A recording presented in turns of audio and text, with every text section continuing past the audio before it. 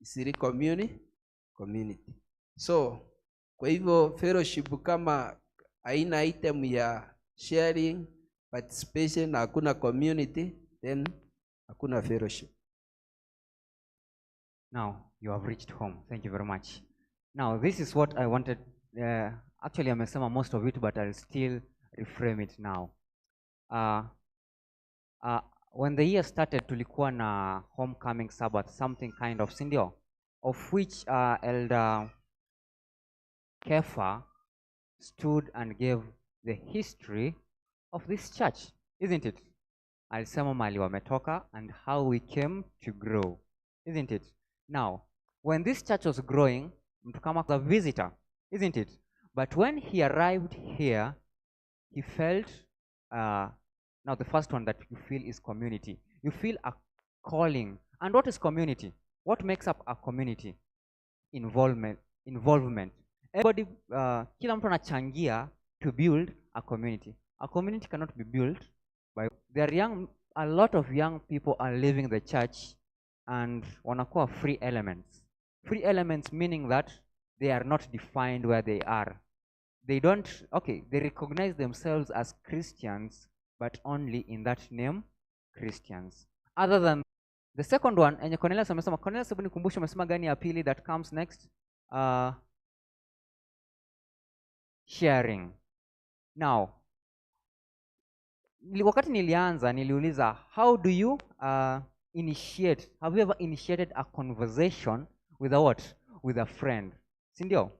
By initiating that conversation, you have created fellowship because you have one common interest. Interest yako yenye ulikuwa una initiate that conversation ilikuwa gani? It was God. You wanted to care about his spiritual life, his spiritual well-being, isn't it? That's why you initiated that conversation. And by doing that, you also tried to build a community by trying to do what? To care about his spiritual well-being. Two things. You cared and you tried to find out his what?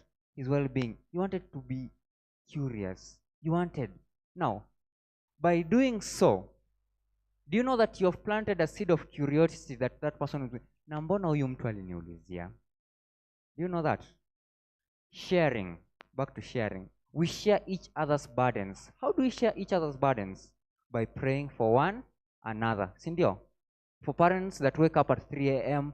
to call each other's prayer buddies, wanapigiana wanasema nataka uniombee kitu fulani, imefika masaa ya kuombea, putting each other in prayer.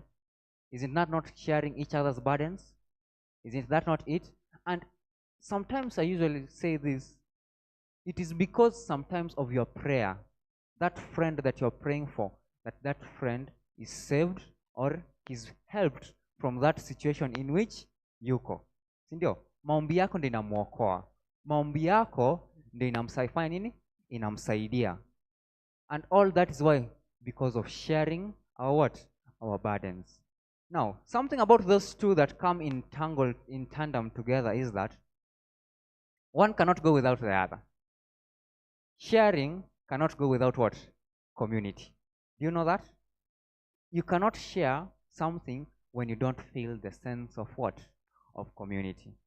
Now, back to what I was trying to bring. Nitaenda nikirudi.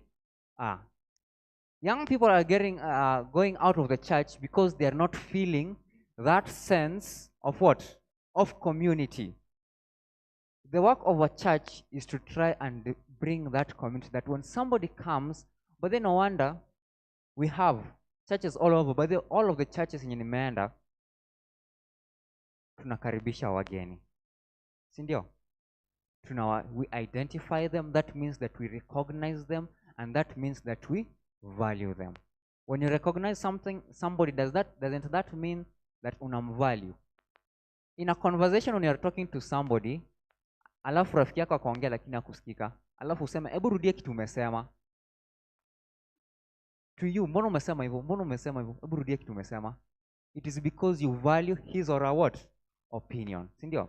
Now, we welcome visitors because we value their presence. We value their effort of going to a place where they are outsiders. Yesterday night, Samia aliniuliza hii swali. What happens, Elijah, ukienda place kama Israel ama Dubai, alafu upate kuwa church ya SD yenye uko karibu ni masafara, si kama yenye tumezoea Eastleigh na hapa Embakasi karibu. Ufeel ni kama unatoka Eastleigh unaenda wapi? Thika. Alafu sana si one way, lazima connect. Kaniuliza, do you think that you'll be able to keep up with it? Acha niulize swali ambassadors.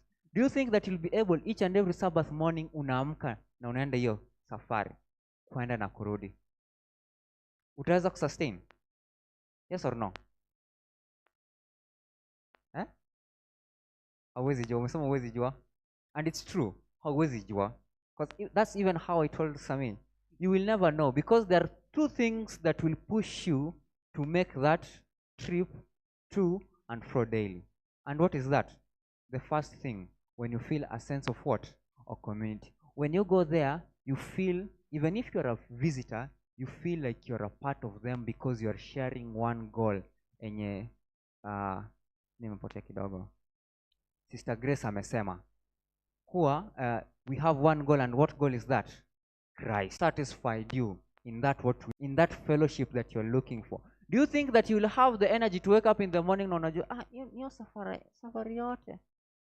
Do you think that you'll be able to make that trip to and fro? You won't be able to do that, isn't it? Now sasa imefika sasa climax ya lesson yangu sasa. Now this is to the young people.